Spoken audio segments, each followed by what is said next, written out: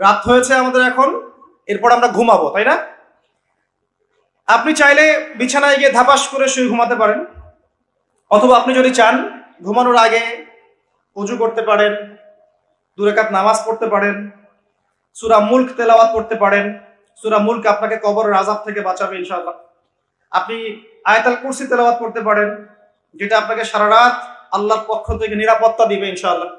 আপনি চাইলে সূরা বাকারার শেষের আয়াতগুলো পড়তে পারেন, শেষের 3টা আয়াত পড়তে পারেন, সারা রাত ইবাদতের নেকি পাবেন ইনশাআল্লাহ।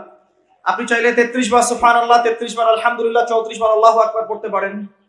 আপনি চাইলে সূরা কাফিরুন পড়তে পারেন, যেটা আপনাকে শিরক থেকে বাঁচাবে। আপনি চাইলে সূরা ফালাক, নাস, ইখলাস পড়তে পারেন। এই কাজগুলো করেও আপনি ঘুমাতে পারেন। অথবা এতটুকু বলতে পারেন আল্লাহুম্মা বিইসমিকা আমুতু ওয়া আহইয়া।